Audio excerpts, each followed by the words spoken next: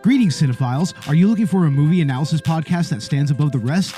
Then look no further than Collateral Cinema, the only movie podcast that matters. We analyze good movies, we analyze bad movies, and yes, we also analyze the in-betweens of the world of cinema. So if you like what you hear, find us on Facebook, Instagram, and Twitter. And listen to us on Apple Podcasts, Spotify, Google Podcasts, and wherever you get your podcasts. And yes, my friends, we are 420 friendly. So when you listen to us, smoke it if you've got it. And now, here's a new episode of Collateral Gaming. The show starts right now. I'm Ashley Chancellor. I'm Zachary Gio. And I'm Dan Rockwood. And this is Collateral Gaming. Cue music.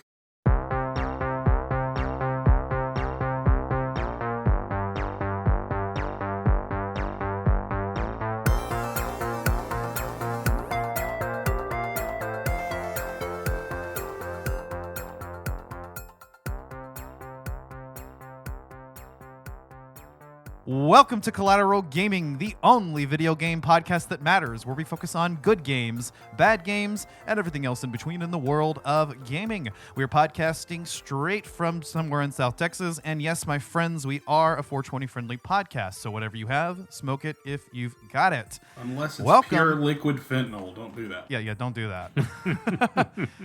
And welcome to much anticipated review of ours. This is the game we've been looking forward to for quite some time. And joining me today is Zachary and Dan. How you guys doing? I am dandy like a lion, brother. So good, man. Excited to talk about this game. Oh, you and me both. Fuck yes, brother. And that long-anticipated title is Metroid Prime 4 Beyond. This is a game that we've actually talked about several times on the podcast. I know we've done like whole bonus round episodes about it. We've inserted it into discussions about Metroid and other games. It's something that, anyone that's been listening to us knows we've been super stoked for, and we've just been, chomping at the bit for any piece of information since it was unveiled, back in 2017, I think? Yep, E3 2017. The cute little black icon with the blue and black 4. And everybody went wild. Except for me, because I was in college and didn't catch it. I was, in my living room working the job that I'm still working now. Man, I've been there a long time.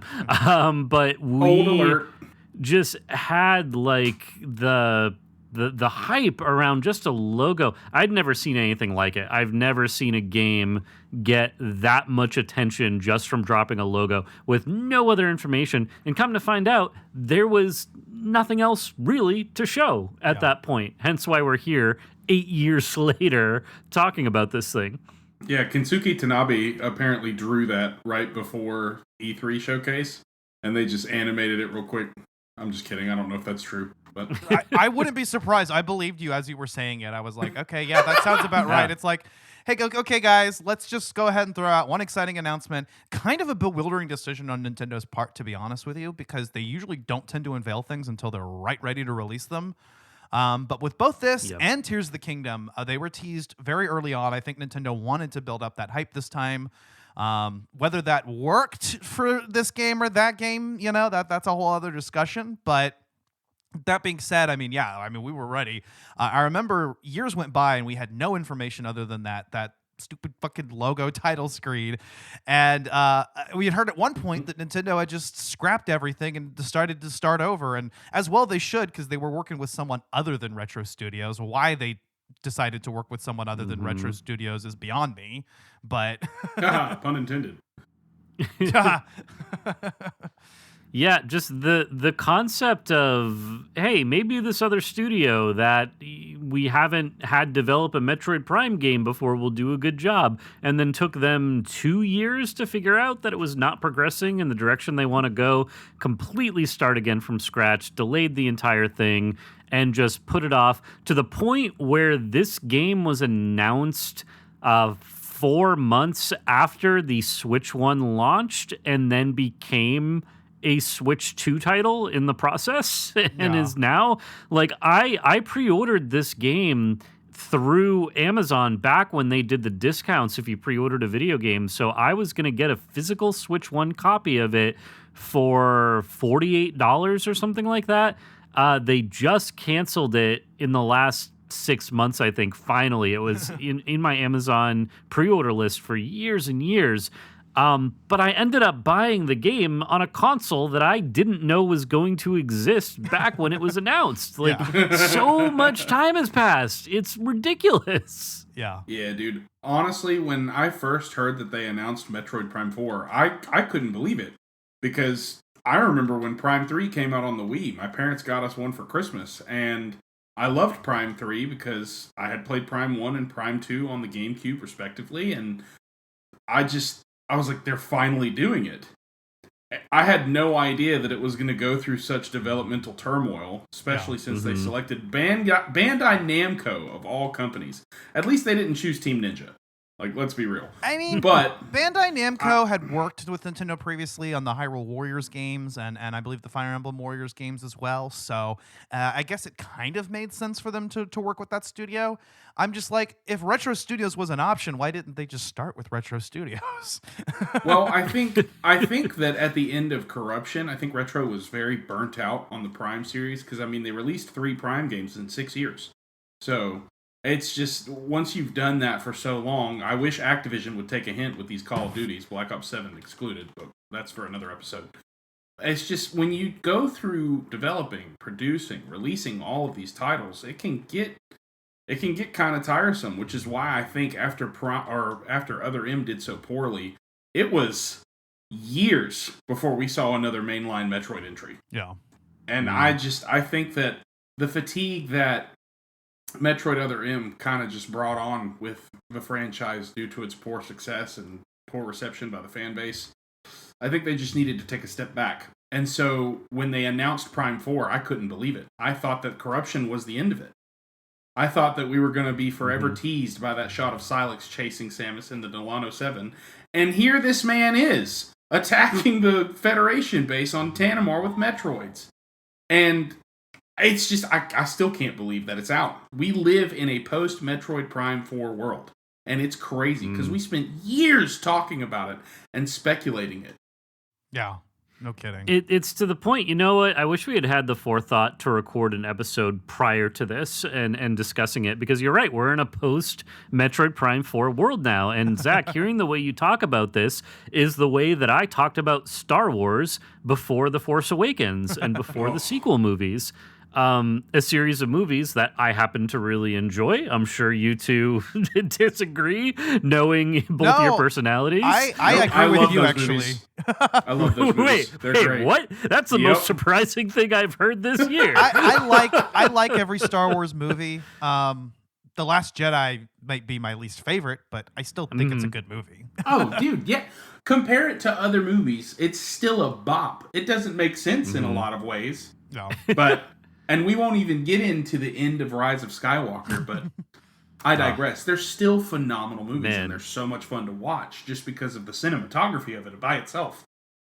And the music. Yeah. Come on. John Williams. Come on. Yeah. I knew I was friends with you guys for a reason. Man, that's awesome. All right. Yeah. I've got, not to tease my own thing, but I got 2027, which is over a year from now, is the 50th anniversary of Star Wars. I'm going to be doing a lot of stuff for it to celebrate it. I'll bring you guys on board to partner with me on some of that stuff, because it's going to be a whole lot of fun. Oh, dude. Yeah, that would be awesome. And since you mentioned that, I mean, yeah, we're going to have to cover Star Wars again on Collateral Cinema, I think. We did the prequel trilogy, so probably time to move on and do the original trilogy in 2027. Yeah, I think we might go ahead and do that. But anyway. Absolutely. But it reminds me, so I mean, we're talking about Metroid, but that is when you have that length of time between games, and like Zach said, you thought it was going to end with Metroid Prime 3 Corruption, and we've been in a Metroid drought for quite a while. We got Metroid Dread a few years ago, and that game was amazing. That became one of the if not best-selling, I think fastest-selling Metroid games. It sold over 3 million copies, which by Nintendo standards still is low compared to a lot of their other franchises. But most studios, if you sell 3 million copies, that is a good, successful game. Yeah. I'll be very curious to see what the Metroid Prime 4 Beyond numbers are. I think Metroid has only gotten more popular and mainstream, but I do think it's still a niche title, and I'm just curious to see how well this one is going to perform. I actually saw somewhere where in Japan, within the first 3 weeks, it had only sold about 60,000 copies, which isn't terrible, because we all know that Metroid is a more popular series in the West, and so Japan hasn't really been into it. But hopefully Metroid Prime 4 has kind of opened the door for, future Metroid titles succeeding in Japan. Yeah. In Eastern countries, because, the more popular the series gets, the better it is for us, the more titles we get. And to go back to what you were saying, Dan, Metroid Dread is currently the best-selling title in the franchise. And it's so great and well-deserving at that. I thoroughly enjoyed Metroid Dread. I had not really ever played the 2D Metroid games before.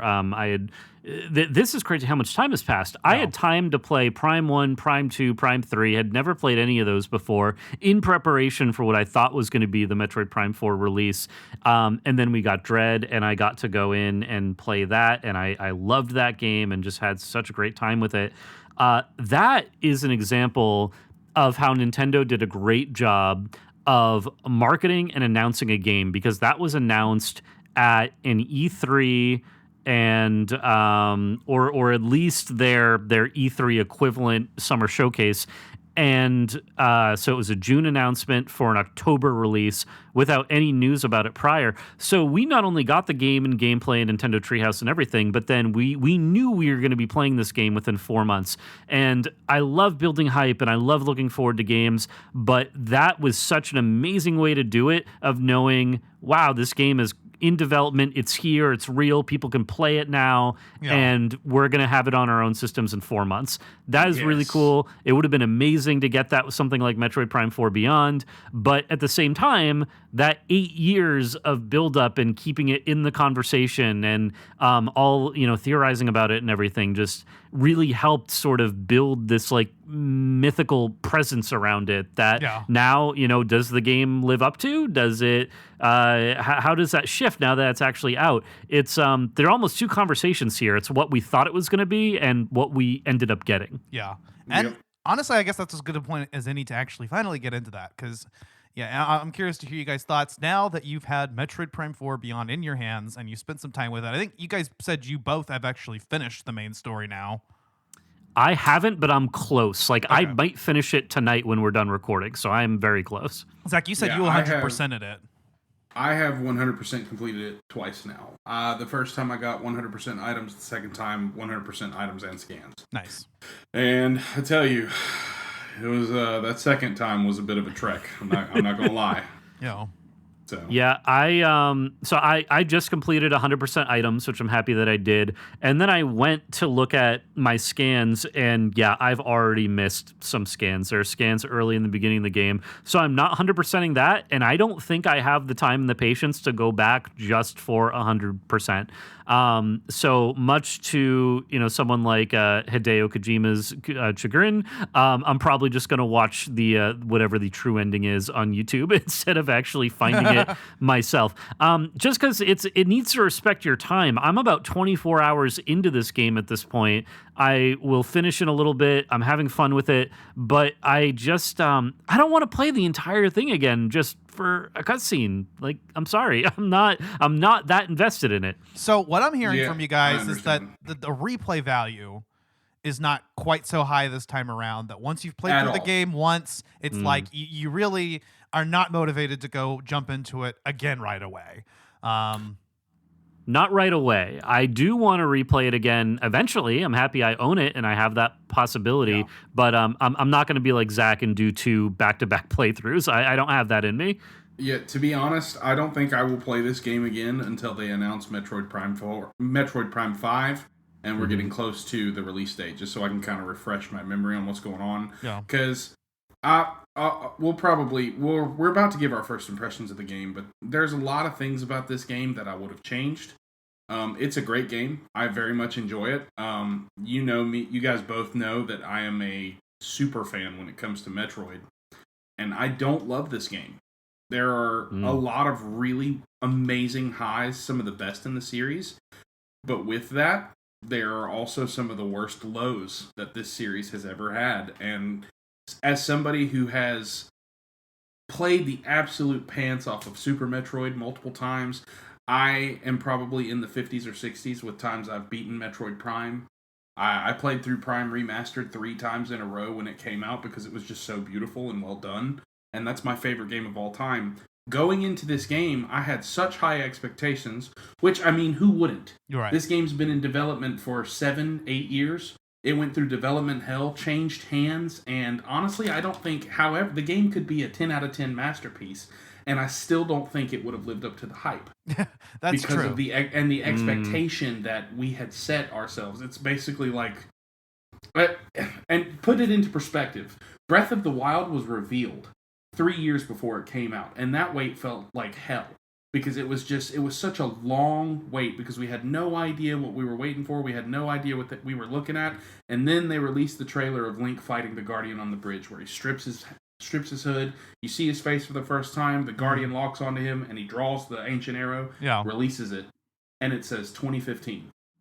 Yeah. Which we didn't get it in 2015. Obviously, it came out with the launch of the Switch. It was supposed to be a Wii U title. And it was a dual release, but that kind of weight and that kind of expectation, it puts so much pressure on a game to perform well.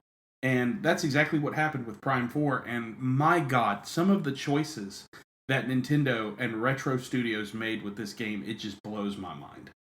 And I was really confused when I saw the reviews go up like IGN and all the Metacritic stuff. I was like, there's no way this game is that bad. That is just like, well, that I say that bad. And a 79 to an 81 is still a great game.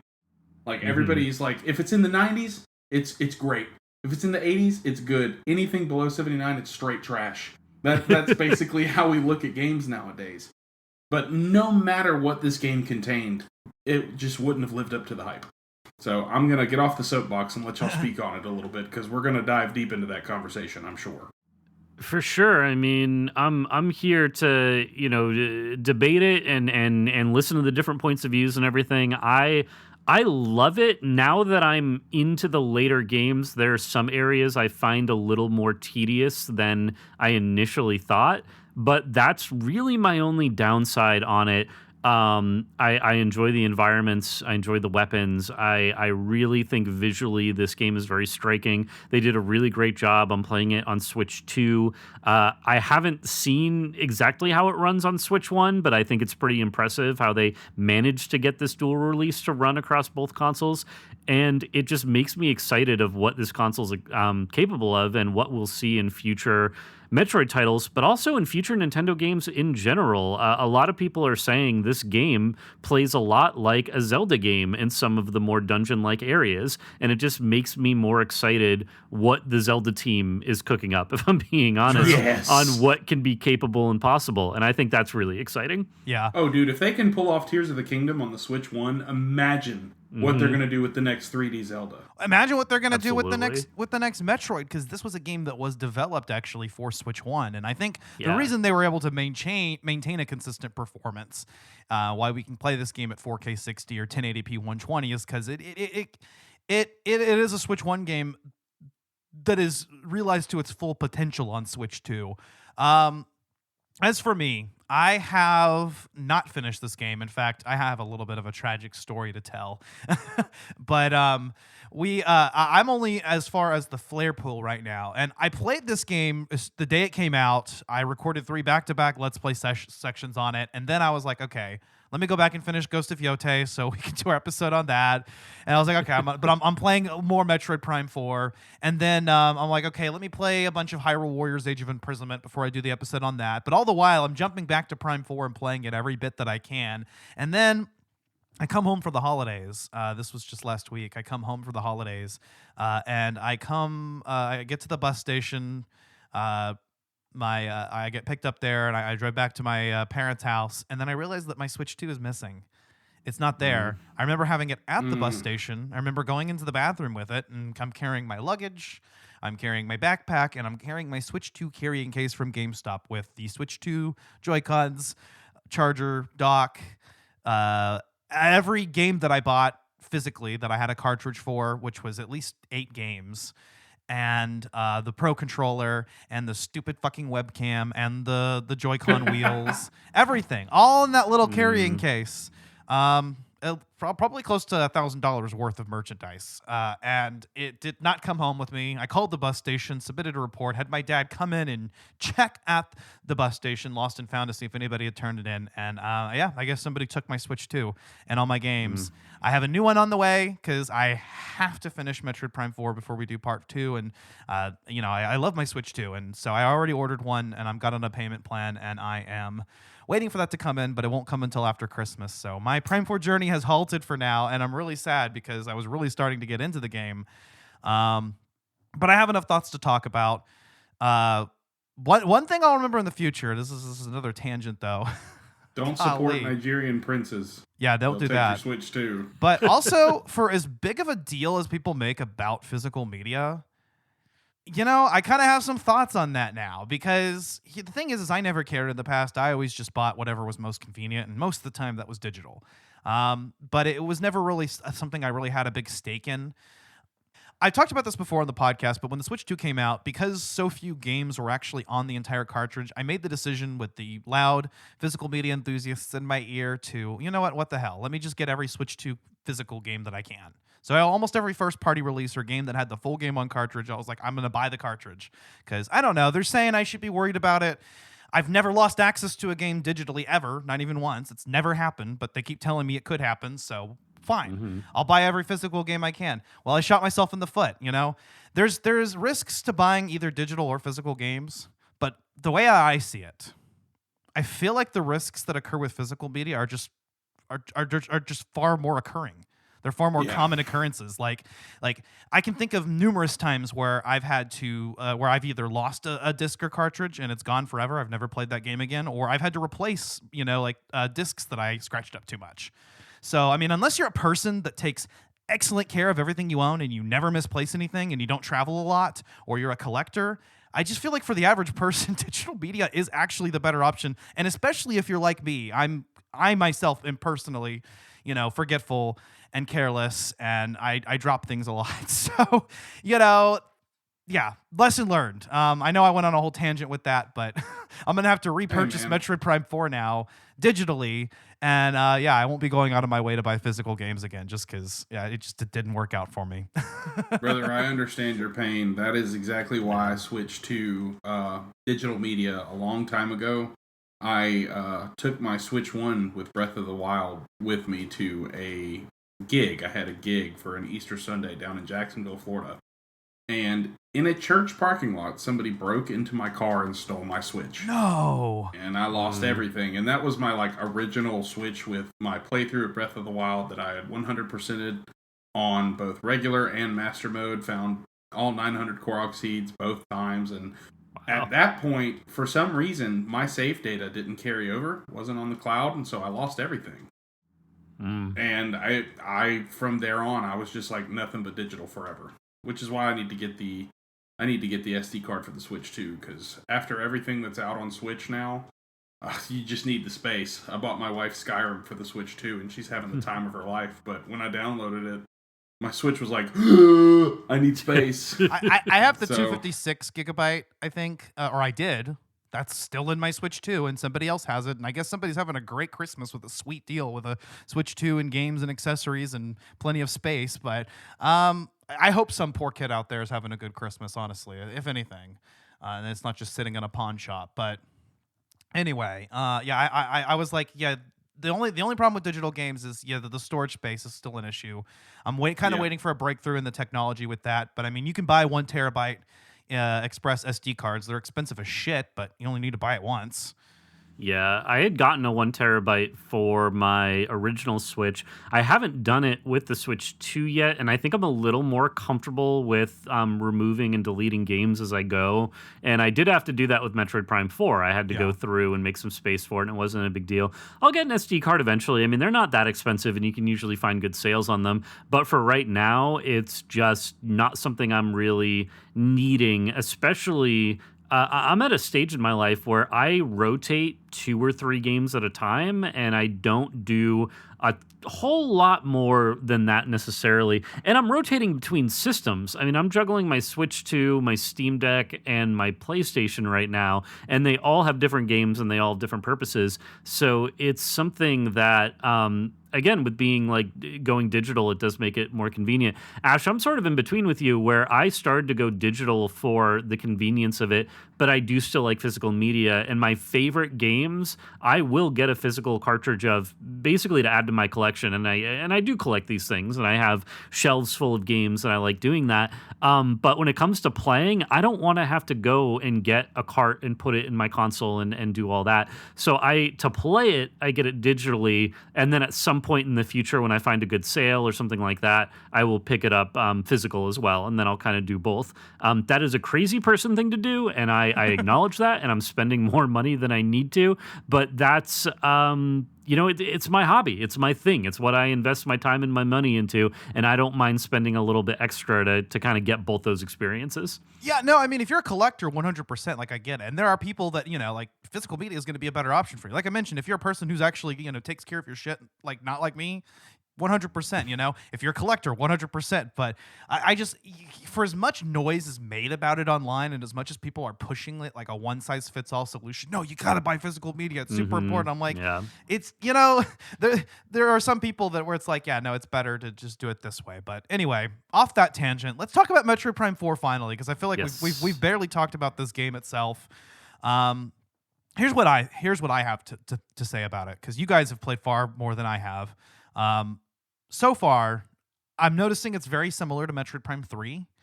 And part of me thinks that the reason for that might be that Retro Studios actually had a Prime 4 in development or in some kind of, design stage at some point right after Corruption came out. Because it's very similar. It even picks up the same plot line and everything. The only difference being is that this was something that, once it actually started entering development, was developed for a Switch 1. But yeah, that's kind of my conspiracy theory, is that Retro Studios was kind of already cooking up a Prime 4, because this does feel very similar. And for something that we had to wait so long for, I think we were thinking that this was going to be like revolutionary, or maybe it was going to be a like back to roots kind of thing, or it was going to feel a lot more like Prime 1. But if anything, I think the game it most resembles is Prime 3. But I'm curious what you guys think. I would say so. I mean, let's look at the way this game came about and the story and the way that that the different areas are laid out. I think something that was surprising to at least some people, not necessarily to me and not necessarily you guys, is the length of the game. You can complete this game, maybe not 100%, but you can clear the story in 13 to 16 hours if you're not going around it, and assuming you're good at puzzles, which I'm not necessarily good at puzzles, so it's taking me a little bit longer. But people, I think, are curious of like, we waited 8 years for a game that we could just knock out in a weekend. Like, what are we doing here? The weakest point of this game for me, and maybe you guys will agree, I'm curious to hear your thoughts on it, is the desert area. Now, the desert had cool potential, and there are some cool things out in the desert. But after over a dozen hours of going back and forth and backtracking to different areas and exploring, it just left a lot to be desired, and it just made me wonder why they left this the way it was when they could have added more stuff for you to do and explore in the desert. Instead, they left it pretty empty and pretty barren. I'm in complete agreement with you there. I think that the desert, while there is some good stuff to do there, you can complete all of it in under 2 hours. And I think that the rest of it has just been kind of placed in the game as padding. I think that they kept the desert so that they would have an excuse to keep Viola in the game. I think that the bike is a really cool addition to the game as far as traversal, how it looks, how Samus looks riding it. It's dope. but combat on the bike is so lame. I hate it. I wish they would have just left it out and put like extra racetracks in the game or something like that for you to mess around with, because I think that would have been a much better approach instead of just this open, barren desert that has no music unless you've purchased one of the amiibo, which is another one of my big problems. Sure, I think that Soul Valley is cool when you're listening to the desert theme that's very ominous and very spooky, and it's supposed to create what I feel is a feeling of isolation when you're out in this desert alone. But yeah, brother, I'm telling you. It gets very old very quickly, cool. And with as much time as you're supposed to spend in the desert, it's a major disappointment. And the desert leads to another huge issue of mine, but Ash, I will let you kind of hop in with how you're feeling right now. So I know the desert was one of the things that people kind of telegraphed early on that were like, okay, yeah, this is going to be another game with a massive openish world, but that it's mostly empty. And it's a desert. I mean, deserts are empty. It's kind of what you'd expect from that kind of setting, especially. So I know a lot of people were already anticipating that this was going to be, that was what it was going to be. So I kind of came in prepared, I guess. Expect disappointment and you'll never be disappointed kind of thing. But no, seriously, like I already understood, like the desert is kind of just the hub area. I know this is not a true open world game. You know, this is just a game with a big hub area that they used in lieu of essentially, you know, like Prime 3 essentially had you go into like different planets using the ship. The other games all had interconnected areas. Which is how it should have been. Yeah, Prime 2 kind of honestly did it perfectly because there's kind of like a central hub area. But like it's not this like massive thing that you spend lots of time in. It's just kind of, and there are still ways to traverse between the different areas, the different regions. Like in Prime 1 and 2 both do that. They have a fast travel system where you can instantly move between different areas, even if they're not directly connected. There's elevators that'll take you from one place to another as long as you explore. And the same thing with Prime 3 with the ship system is that you could call your ship in and then you could go move over to another part of the planet or to another planet. So it was very simple. This game does not, from what I've heard, actually have any sort of fast travel system. Maybe that's something they could patch in later that might help once you try to get, because it's like once you've explored the desert, like you guys said, that's it. You've already done everything there is to do. I know I'm going to spend quite a bit of time tracking down those green energy crystals that are dotted all throughout. I know that you need to get all of them in order to actually achieve some kind of reward at the end. So I'm already gearing myself up for that. But it's like, once you get into the later stages of the game where if you explore the desert and everything that's in it, it's like it would be nice to have a system that allows you to instantly move from one place to another. But the desert so far is fine. I've only traversed it across it a few times, but I am enjoying it. I mean, the bike is cool. It's a very cool concept. Combat is really just more just kind of easy because, I mean, you can just lock onto everything and, it kind of makes you wonder why it's even there. Exactly. But as far as the whole amiibo thing goes, obviously I'm not happy that a basic feature like, a radio, in-game radio being locked behind a $30 paywall. But, my dumb ass bought these stupid fucking amiibos. I've never bought an amiibo before. Never. I've never felt that it was like something that I needed to do, that I'm not a collector type of person. And most of the time, like these extra features that were being presented didn't sound that enticing for me. Okay, so I did own an amiibo before, and that was... I think that was the one that came with... I lied. I think there was an amiibo that came with the Twilight Princess HD. And when you scan that into Breath of the Wild, you got Wolf Link. I remember that. So I did do that. But that's as much experience as I have with amiibo. But here I was like, okay, well, they're locking the radio behind it. And you know what? These do look cool. I like them. I like the bike one, especially with the Viola suit. It's such a cool looking suit. I love the color red. That's my favorite color. So, I mean... I got the Samus one that unlocks the radio, and I got the bike one that unlocks the skins for the bike. But yeah, I mean, I can already kind of feel how these like desert sections are gonna feel tedious later. It's like I'm gonna come back through here later, and there'll be nothing left to explore, and I'm just gonna kind of wander through. Yeah, I need to go back and look at the beginning of the game because a big element that the desert has you do is collect this green energy and go through all the crystals, right. And you have to unlock the memory fruit and go through. I, at some point, and I probably just wasn't paying close attention, but I assumed this was an optional thing you could do for upgrades if you wanted, and not something that was going to lock the end game from you. So fortunately, I was collecting green energy as I was just going along throughout the game, which apparently you don't necessarily need to do. There are ways to go about it a bit faster later when you unlock some other items, but I spent most of my time in the desert anytime I'm going around collecting all this energy, and all of a sudden I have nothing else to do, but I still need crystals, and it's like, okay, so I guess my only thing to do in the game now is to just ride my bike around and go and collect energy and find these new places. And it's not a very inspired game mechanic, I guess. It wasn't something that made the world feel more interesting to me, and it wasn't necessarily fun. So I'm a little confused why they had that be part of it. But at the same time, Metroid Prime has always had some element of collecting things to unlock an end game stage. True. And I feel like this is that version of that, was collecting the green energy. But I don't know. I'm not my favorite thing, and I think they could have gone about where there could have been some cooler stuff there for you to interact with. Yeah, because I mean, going back to previous examples of that mechanic, I mean, in Prime 1, in order to get to the impact crater, you have to get all the artifacts. Those were all like puzzles that you had to solve, and it forced you to go through specific areas of the game that held these things. So it's like you had to go back to the pirate fortress, and you had to go back to all these different areas, and you had to kind of figure it out. And sometimes you might come across an artifact while you're moving about. It's fairly common for players to come across one before even going to the impact crater, but yes. And same thing with Prime 2 with the little like ing guys that you had to put on the visor for to find. It was like that act played out in a very, very similar way to Prime 1. I know Prime 3 had something very similar too, where it kind of just forced you to go back to each of the different planets and areas. This is a little different though. It's like this like green energy thing that is across mostly the desert.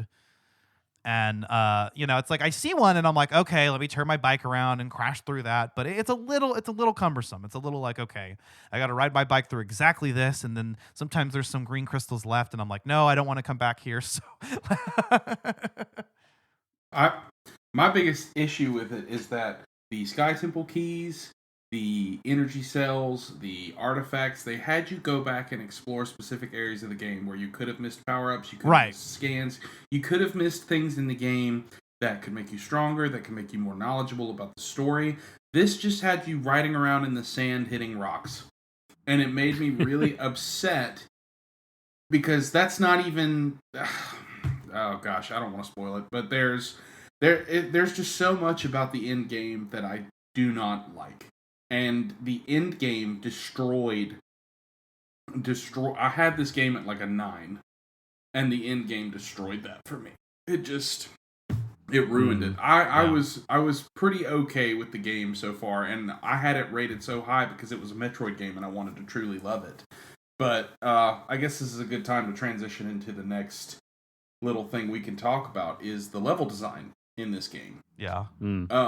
You guys mentioned earlier that the desert is like a hub world. It's like Ocarina of Time's Hyrule Field and how it connects.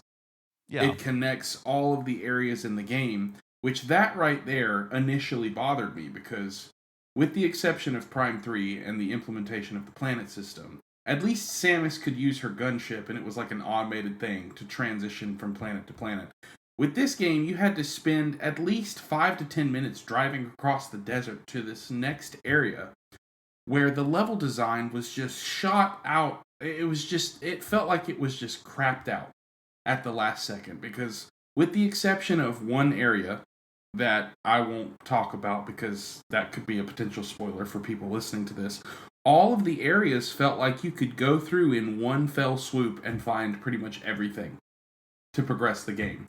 It felt more like a Zelda game than a Metroid game. The beauty and the magic behind Metroid games is being able to get lost in an area and not know where you're supposed to go. Sometimes for 30 minutes to an hour before you find that path or that thing you're supposed to shoot or that thing you're supposed to scan, you're supposed to be able to get lost and confused in these areas. And in None of these areas did that happen. Did I ever experience that magic of getting lost or feeling confused? I never once got lost except for one time. And when I did get lost, a certain NPC chimed in and told me exactly what to do within 5 minutes of being lost in there. And I know what y'all are thinking. It wasn't Miles McKenzie. That was my biggest problem with it. Like, everybody going into the review process was so worried about Miles McKenzie, about how he was going to be in your ear essentially the whole game. And he is. When you set foot in the desert, you can't ride around for more than 5 minutes before he's like, hey, Samus, do you see that volcano over there? Maybe you should go check that out. It bothers me. You know what, though? I have always been a defender of my boy Miles. I love him. If anything happens to him, I riot. I love him, and I will protect him with my life. I don't have a problem with Miles's character. I think introducing him, he's kind of funny. Meeting him does take you out of this immersive, really spooky area in Fury Green that is just setting up to be this awesome, like, isolated experience. And then you meet him, and he's like, oh, wow, what a mess. You're on a lone. He is the hero of our story, though. I mean, you're on a planet alone with no hope of survival. But at least you're not sitting next to Phil in that cubicle anymore. So win. And he does the 6-7 hand motion, and I'm like, what is happening here? He's like, I'm gonna. I'm sorry, Ash. I got to keep going here for just a second. When he's like, I think I'm gonna tag along. I wanted to end it all, dude. I was like, no, you're not coming with me. I tried killing him. I tried letting him die, but you get a game over when it happens. Logan Plant with IGN was incredibly brutal in his preview of Miles McKenzie, and I honestly agreed with everything that he said. Having a companion with you is okay. I am okay with an escort mission. But if that companion is chiming in every 5 seconds to tell you, hey, you should shoot that with a missile, or hey, you should check that little alcove over there. There might be something there to find. Or he's constantly screaming when enemies pop out of the ground. It is infuriating. And what's even worse is that this game would have been the perfect opportunity to introduce Samus talking to people. Her at least responding instead of standing there like some lifeless robot. You say that, but Other M did that, and look how that Okay, but here's the thing. Other M wasn't made by Retro Studios. They learned a lot of lessons from Other M, and this game wasn't even close to being the atrocity that Other M was. All I'm saying is that she could say 1 or 2 words, acknowledge, or even with her face, respond. But in this game, they make her seem like this crude robot that just doesn't have anything to say ever. Except for one instance in a later area in the game where she just gives a nod. And to me, it's just there's so much they could have done. I will give them credit, though. The voice acting, they did a really good job picking voice actors. I thought that the moments that the characters are speaking, I thought that the voice actors did an excellent job. The performances are good. I think the characters accurately portray like what the script wants them to be. Samus has always been... With the exception of them talking to Samus like she's supposed to respond, and she doesn't. She doesn't say a word. They're like, hey, Samus, what'd you have for breakfast? And she's like... To be fair, though, I mean, she's always been a silent protagonist, so I didn't expect any different. Yes, but nobody has ever spoken to her like they're expecting a response. That's true, The only character in the game that does that... Am I allowed to say the names of the characters? They got introduced, that's fine. Right? Okay, so when she meets Duke is the only character that speaks to her like he's not expecting a response. Like, he knows that she's this stoic, silent warrior that doesn't need to respond. Everybody else is just like, hey, let's be best friends. Talk to me. Tell me your dirty secrets. Like, let me hear everything that you have to say. And it strips away from what is supposed to be an isolated, creepy atmosphere. But let me stop ripping this game apart and let me say that this is one of the most beautiful games I've ever played. The character models, the enemies, the world building, and the design of things. When you step into Flarepool for the first time and you see that giant tower, which was shown to us in the preview, so this is not a spoiler, it is mesmerizing. Because I was playing this game in 4K 60 on my TV. My wife was sitting there watching, and she actually watched me play through the entire game. So shout out to Danielle. But I mean, the game looks beautiful. It's just held back. They could have taken these areas and made them so much more in-depth and immersive by not having to escort characters every single time, not having to listen to them speak to you and not be spoken back to. I could keep going and ripping this apart. And if you guys enjoyed that, please tell me why. Please tell me why. Here's what I'll say, and then I'll let Dan chime in because I haven't heard from him in a bit. But Dan also hasn't. Keep in mind that Dan has also not played Super Metroid. You need to play Super Metroid, correct. And you'll understand exactly what I'm talking about. Mm-hmm. But but before I let Dan chime in, I will say and respond to a few of the things that you said. Because Zach, you said a lot. I'm sorry, man. No, this game pisses me off to no end, bro. I as far as the NPCs go, as far as I am in the game, they don't bother me too much. I actually feel like it's pretty well balanced. I mean, yeah, you stick around with Miles for a little bit longer than you probably need to, but after that, I feel like each NPC I've met, I've only escorted them for a very short amount of time, and then the amount by which they chime in after that has considerably reduced. I mean, when you're in like the dungeon areas, like the main areas, you can't talk to them at all, hardly. I need y'all to stop calling them dungeons, bro. It's making me mad. I know. But they kind of are. They kind of are like presented that way. Like they are designed that way in a sense. You know, it's like you guys have mentioned before. This game does seem to have almost taken like a Zelda-like approach. And Metroid to me has always felt analogous to Zelda, but you know, even more so now. But I do feel like it's pretty well balanced, and the NPC dialogue is not too bad for me. And like you said, Zach, I mean, I think at least as far as the performances go, I mean, they really hit it out of the park with that. And it's not fine. Other M.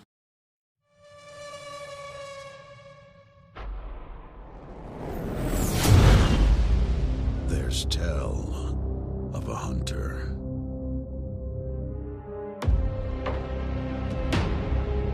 A hunter lost on an unknown planet.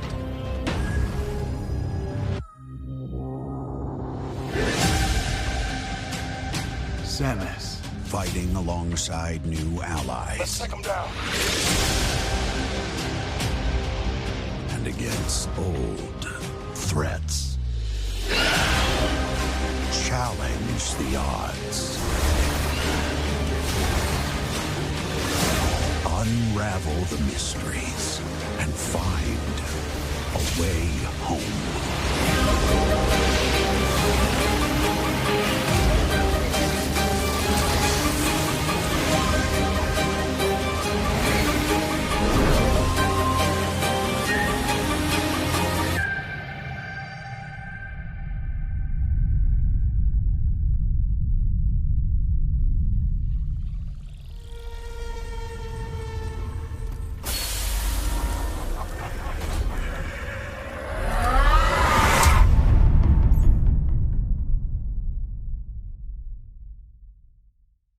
But what do you think, Dan?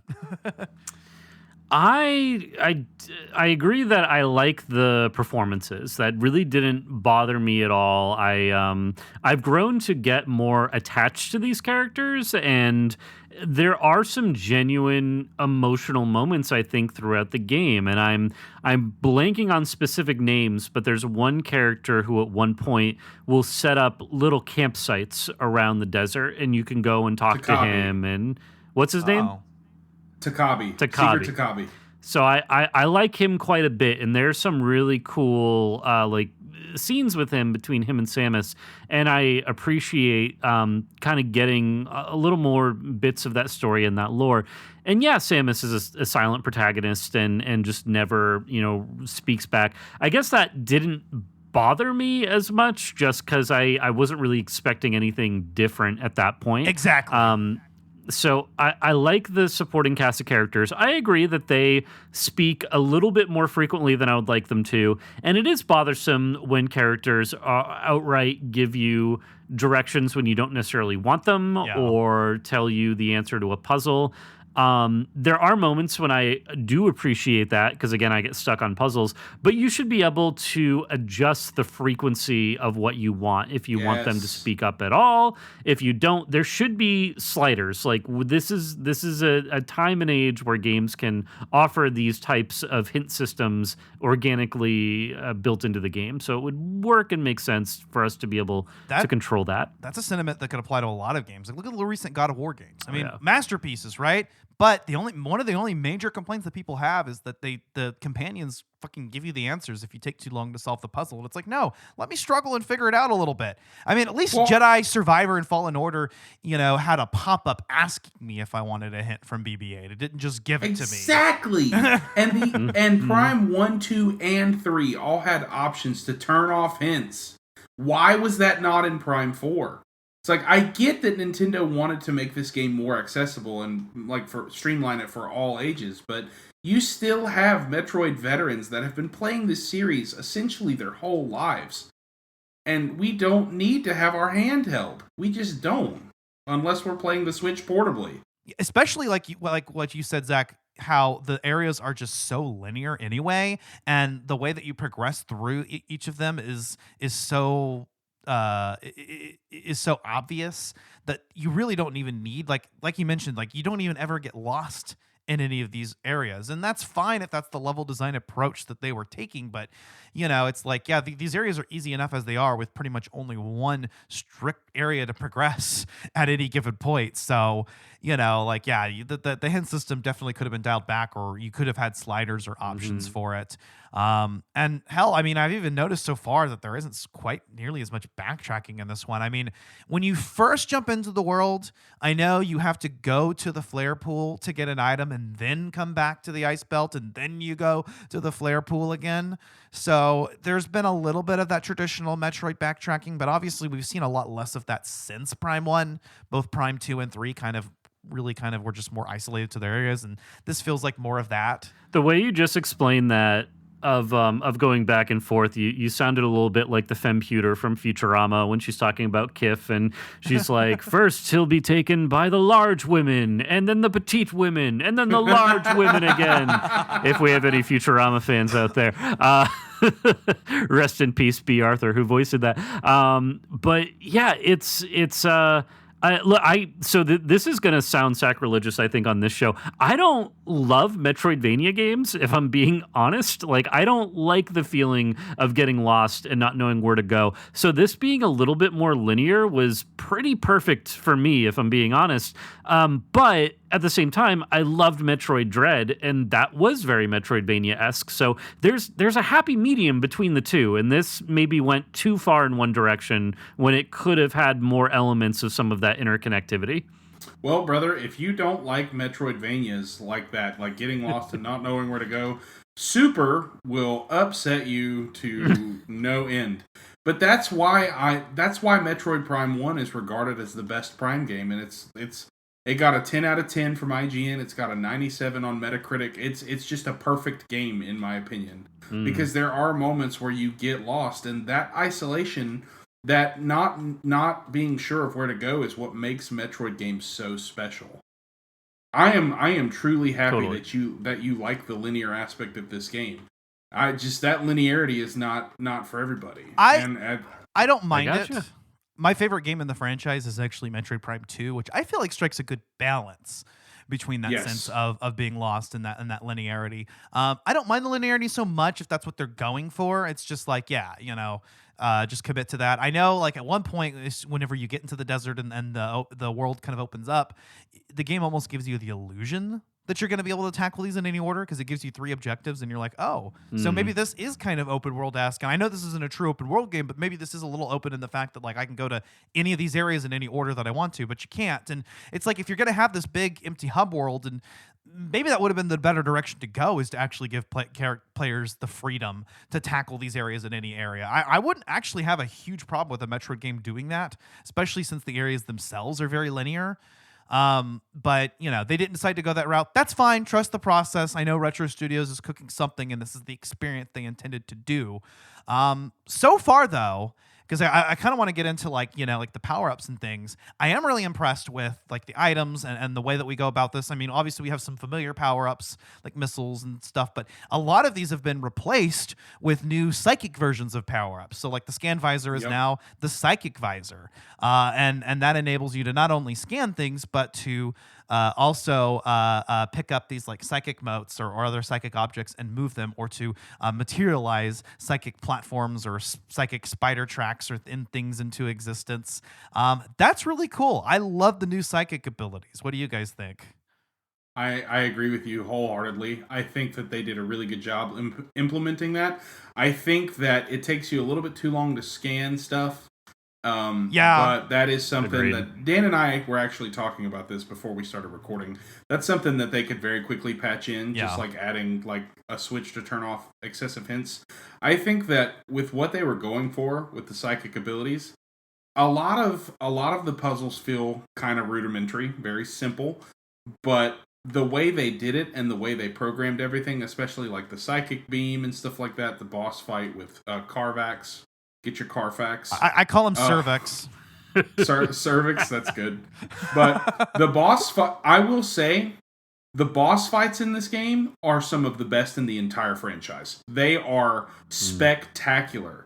The scenes, the settings that you fight them in, and the way they utilize your psychic abilities, they're just phenomenal. I think that they did such a good job implementing this. I just wish there was a little bit more difficult and challenging puzzles. There's an ability that we've never seen before that we will talk about next episode that's my favorite ability in the game. And, it's kind of an ability that's tethered in with the spider ball. Because, I mean, you see tracks in previews and stuff like that. You know it's going to be there.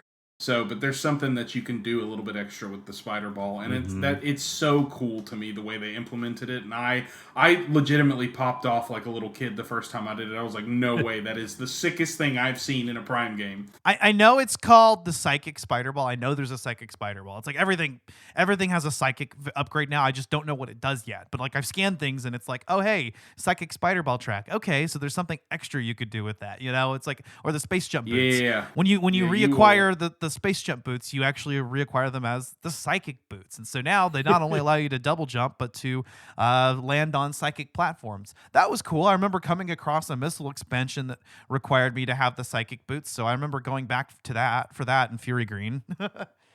Yeah, I think they did a really good job.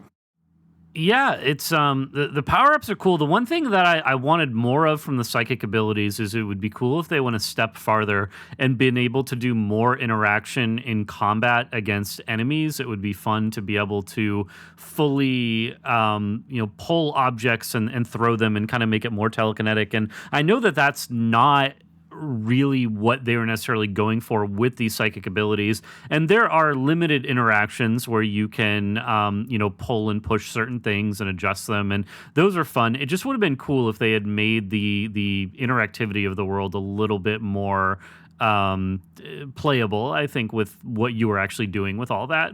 For sure, because a lot of the stuff they implemented with the psychic abilities kind of tethered into previous abilities from Prime games. I would have liked the ability to like read enemy minds and confuse them to attack each other. Like that would have been really cool, or to be able to like eventually use your psychic abilities to like overload Cybots and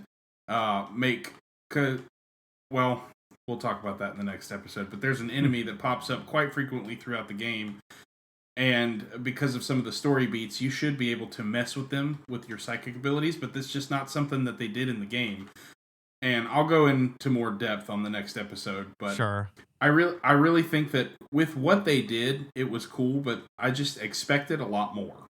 I think that's a common sentiment, is that like is expecting more, and I can kind of agree with that. It's like we really hyped this game up, and like you said, Zach, I mean, I don't know that this game could have ever lived up to the hype, but there were a lot of areas that I was like, I kind of thought we could do this. I mean, there's some cool shit you can do, like you can lay a morph ball bomb, and then I immediately realized you could do this, but from the item description.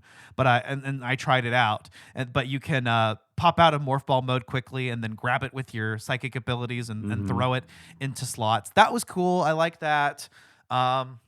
it's cool seeing how these abilities, are kind of enhanced by it. But yeah, they're so like tethered into the abilities that we already have. I mean, it's kind of like how like half of Prime 3's power-ups were all just hyper versions of abilities you already had. So it does kind of limit the originality, but then again, a lot of Metroid games just literally have like the same like 8 or 12 items anyway. So I mean, at least we're getting some variation here. Agreed. Yeah, there are certain things that I found a little cumbersome. Like you just mentioned the psychic ball that you can have it pop up and then you can come out of ball mode and then control it and throw it. That I forgot I had that ability so many times in this game, and I would be trying to figure out a puzzle to solve, and then that would be the solution, and I would just have completely forgotten that was a thing I could do. And once I did it several times, it came to me a little bit more quickly. But even things like the focus beam and slowing down time and controlling it, countless times in this game, I was trying to figure out what to do because I just forgot that was an ability I had access to. And it's funny how infrequently some of these abilities are called upon, and so it's not something that you're necessarily going to all the time, but frequently enough that if you don't keep it straight, it's going to be a little confusing in some of those puzzles. Yep. And what did you guys think about the boss battles in this game? Because I mean, Phenomenal. I agree. Yeah. Yeah, very great. I think they are some of the best in the entire franchise. The boss battles are good, and Yep. I think we'll go into more depth about that in part 2. But so far, I've been very impressed with the bosses and the design of those boss battles. I mean, it definitely feels right in line. Some of the bosses actually feel like direct equivalents to bosses that we fought before, and that's okay because it worked there and it works now. But I also do agree with you, Dan, that like some of it does feel a little cumbersome. Even like moving the control beam and stuff, sometimes it's kind of like okay. But then I tweaked the control settings and I had a much easier time with it. That was one other thing I wanted to ask about, and that might be our last item of discussion tonight. But what was you guys' control scheme playing through this game, and did you play on quality or performance mode?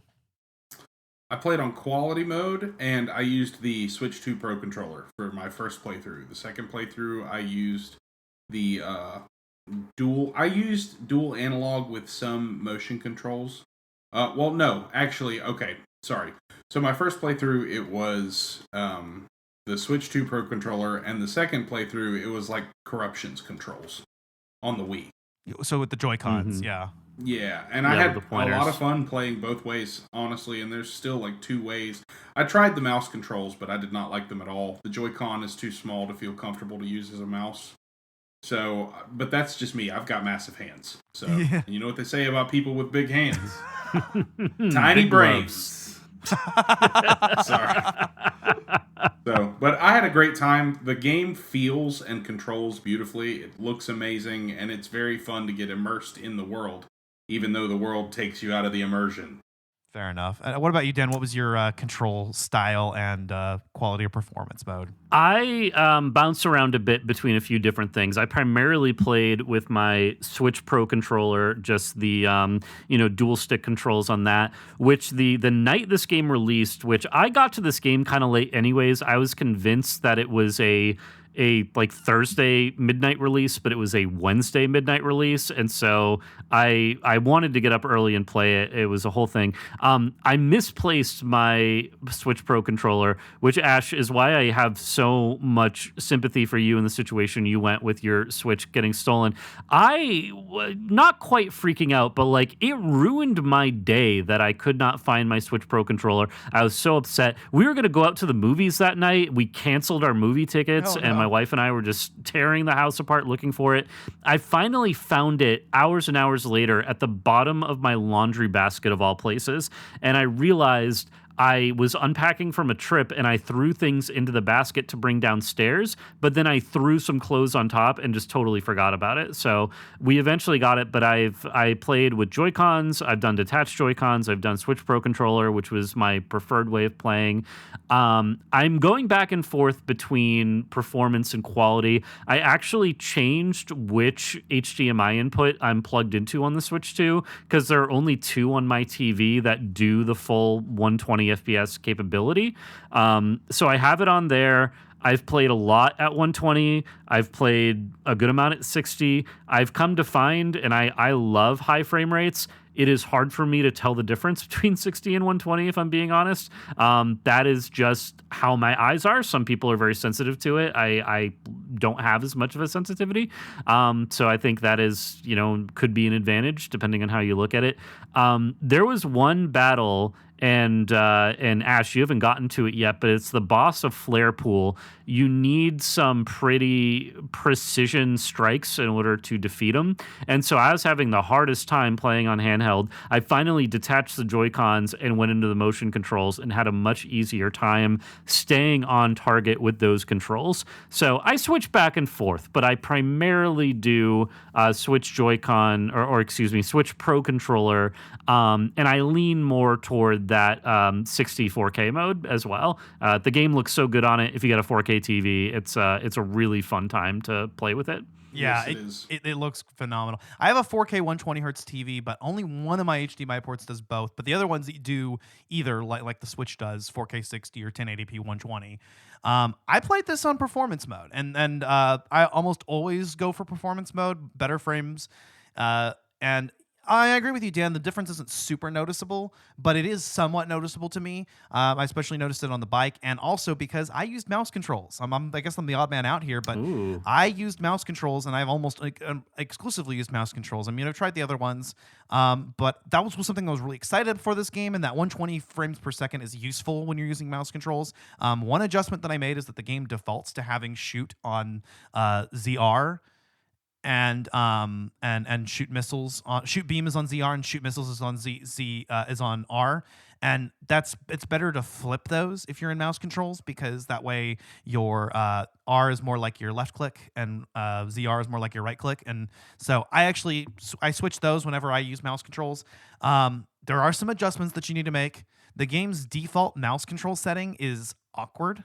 And it did have some difficulty with controlling the control beam and doing some of the puzzles until I switched it. So you have to move from the default setting to the one that actually behaves like most mouses do. The way that it's set up, I think, is so that you can use your mouse controls like on your lap or something. But it's just better to switch it to conventional mouse controls. I forget what the name of the setting is, but it's like at the mouse sensitivity settings. There's two different options, and going for the non-default one is actually ideal.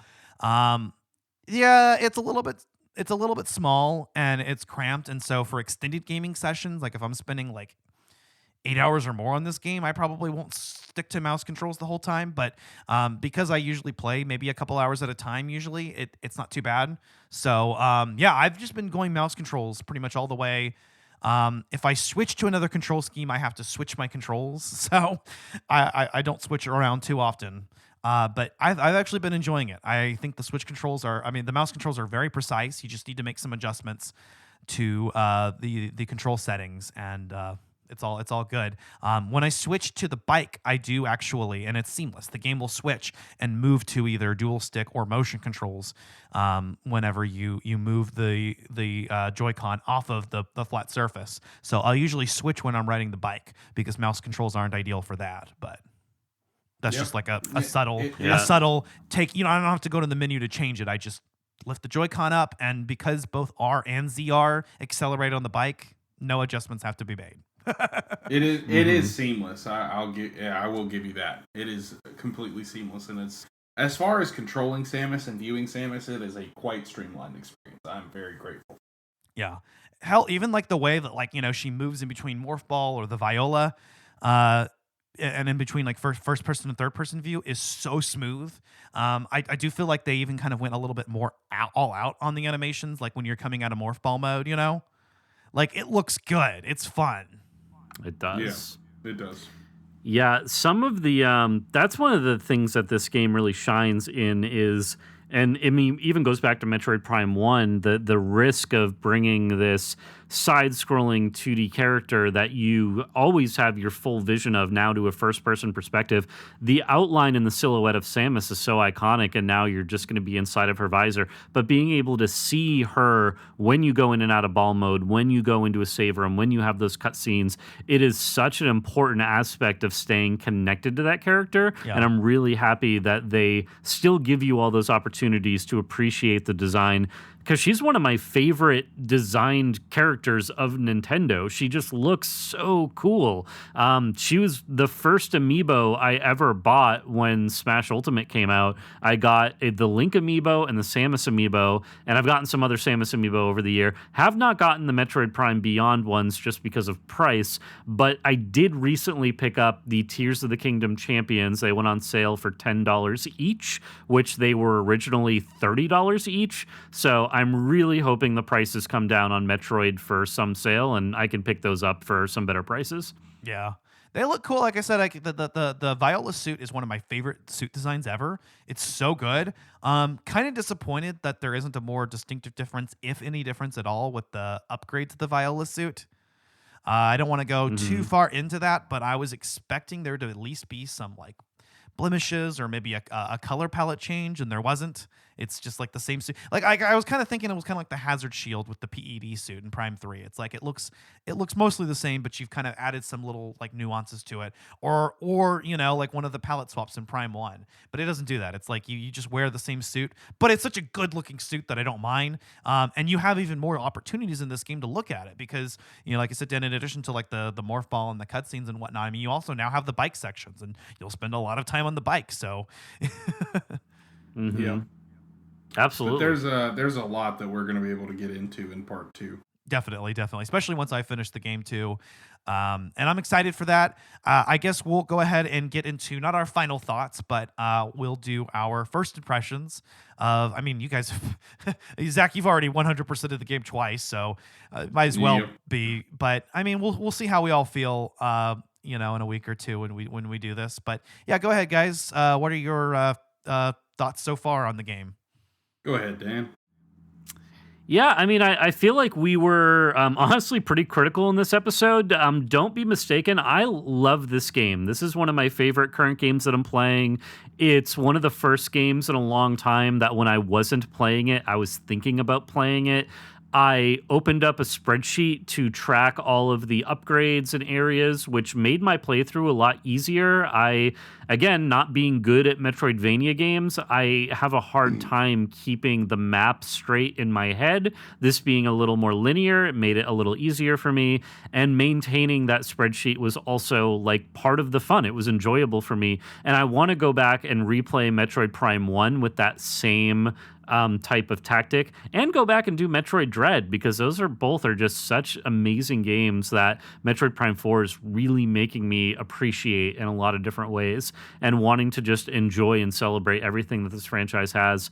But I love it. I know people who are really tired of this, or they hate it, or they're low on it. All valid criticisms, and I think that it's important to get those out for the developers to be able to kind of reassess and look at what they want to do for the next game.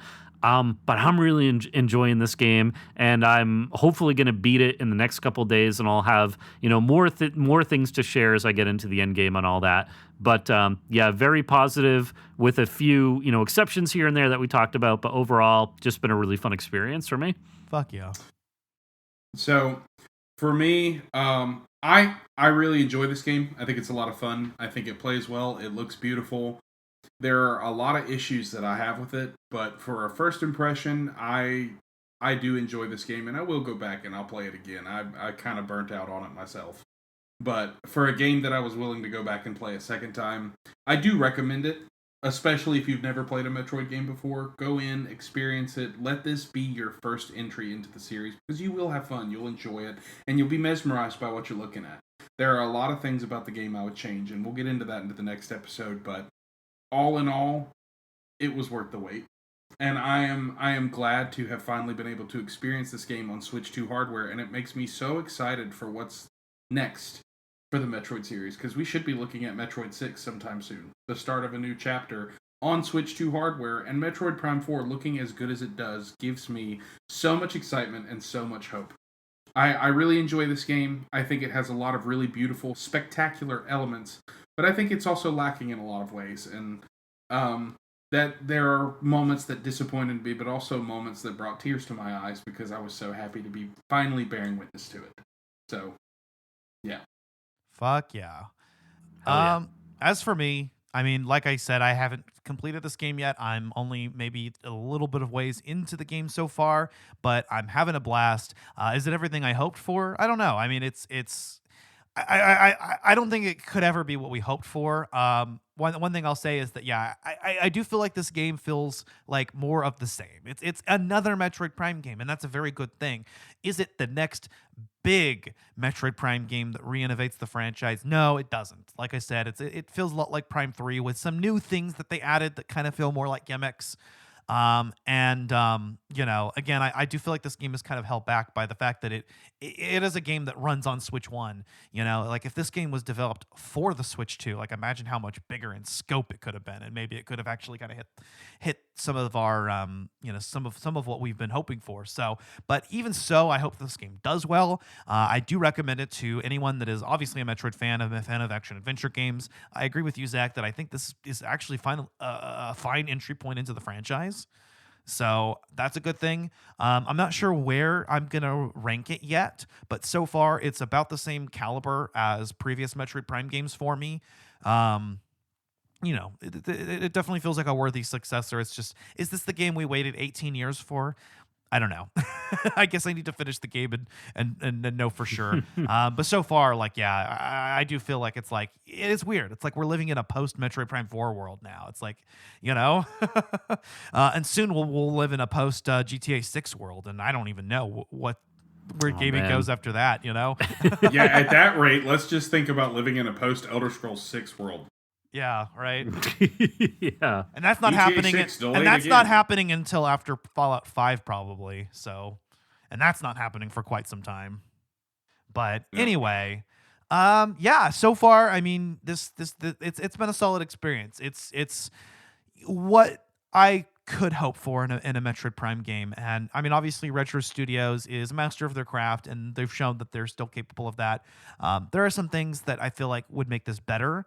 But even so, I mean, here we go. Metroid Prime game in 2025. What more can you ask for, man? There's a lot more we could ask for, but you know what I mean. Great way to cap off the year and to be in, I guess we're outside of the launch window of the Switch 2. We're 6 months on at this point, but still to get it within the game's first year, pretty good lineup. I'm happy with the fact that we got this for the Switch 2. I think that's really cool. I will say I thought this game might be my game of the year, and it's not. Expedition 33 is still my game of the year. That Expedition 33 and Hollow Knight Silksong, two of the best games I've ever played. Yeah, I can't wait to get onto our year-end review episode here in January, because so much has come out and there's so much to talk about. But until then, we will have part 2 of our Metroid Prime 4 episode out, hopefully by the end of December. So as soon as I get my Switch 2, because I've ordered it and it's supposed to come here on the 27th, so a couple days after Christmas, I will spend the rest of December just trying to finish this game. Shouldn't take me too long. But before then, my plan is to get out our holiday special on A Link to the Past by Christmas Day. Considering that it's December 22nd right now, I don't know how feasible that is, but hopefully at least this week we can go ahead and get the holiday special out where we're talking about Zelda: A Link to the Past. We're just going to do one episode on it, one of the very few Zelda games that I have not completed, but I'm excited to finally do so. I'll have to start over and play it on an emulator instead of continuing my playthrough I had on my Switch 2, but it is what it is. But yeah, stay tuned for that. We'll also have a post-holiday edition of the bonus round where we're talking about the Angry Video Game Nerd 8-bit game. And then, coming into January, we'll have a year-end review. And then we'll do our upcoming game for January. I can finally announce since I talked to Megan about it. Her pick is going to be Ark, Survival Evolved / Survival Ascended. So we'll have a 2-part episode out on that in January, so look forward to it.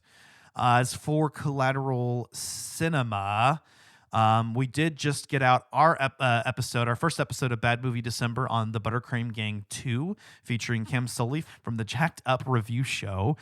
And our next Bad Movie December episode will be Neil Breen's Cade the Tortured Crossing, which is the sequel to Twisted Pair, and I'm excited to talk about that. Our holiday special in Collateral Cinema is going to be the new Silent Night, Deadly Night. Bo and I just recorded that. Dan, I know you were talking about maybe doing that with us, but we didn't even end up recording with Josh and the others this year.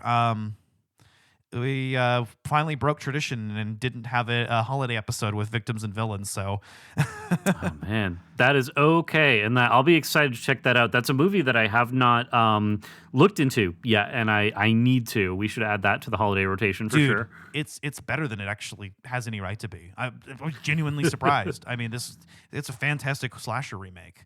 Amazing. Yeah. So check out our Silent Night, Deadly Night review by Christmas Day. And then we'll have a post-holiday edition of Collateral Cinema Director's Cut, where we're going to do Adult Swim holiday specials.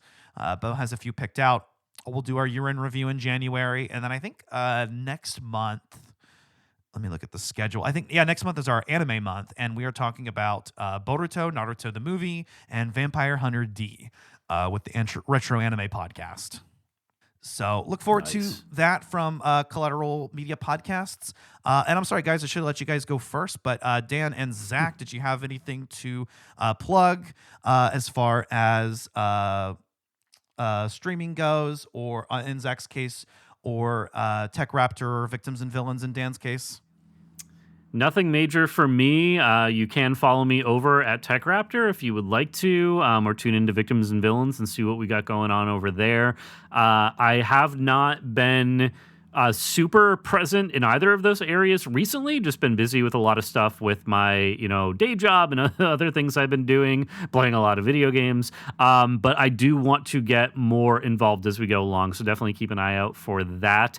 And we'll have some more things to announce later, potentially announcing on an episode, maybe of Collateral Cinema, which I think it would make the most sense. We teased earlier some stuff I want to do for the Star Wars 50th anniversary. The biggest thing for me is I don't want that year. I do not want 2027 to just go by quickly and not appreciate the milestone that my favorite movie series and franchise of all time is experiencing. So I want to take the entire year and fully appreciate and celebrate everything from the movies to the shows to the games to the books, and create some content along the way. So I don't quite know what that is going to look like right now, but as I start to map that out, and we've got about a year to plan, so definitely in no rush there, we'll let you guys know, and we'll bring people in who are interested in that kind of a thing, but I'm pretty excited for it. Fuck yeah. Yeah, I'm good on that front. I don't have anything to plug. I'm just here for the Prime. True. Yeah, you haven't been streaming in a bit, but I always ask. I guess that's what's coming up from respective shows and whatnot. As far as Collateral Let's Play, we should have out, and I forgot to upload it earlier today, but I'll have it out tonight as of the day of recording this. Our second episode of Metroid Monday. So I recorded 3 Metroid Prime 4 Let's Plays back to back. So this will be part 2 of that, and then here this upcoming Saturday, we're going to release the final bit as part of Shooter Saturday. We did actually release a Shooter Saturday episode on Battlefield 6 and Black Ops 7, so go check those out on YouTube.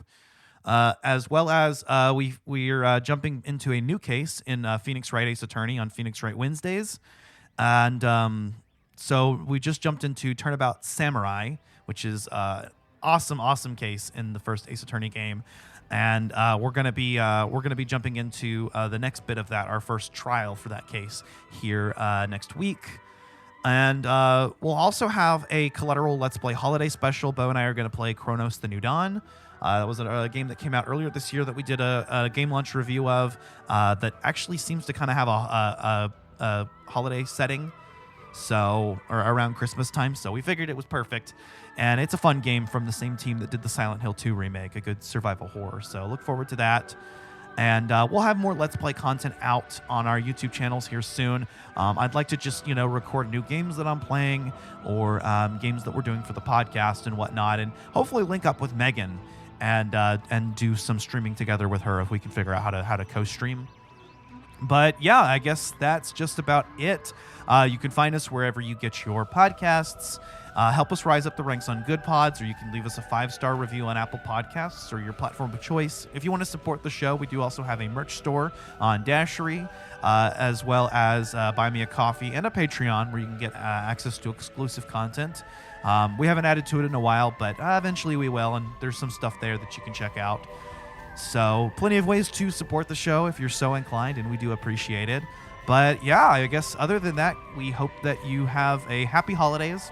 Merry Christmas if we don't see you before then, or whatever you celebrate. Have a happy time doing it.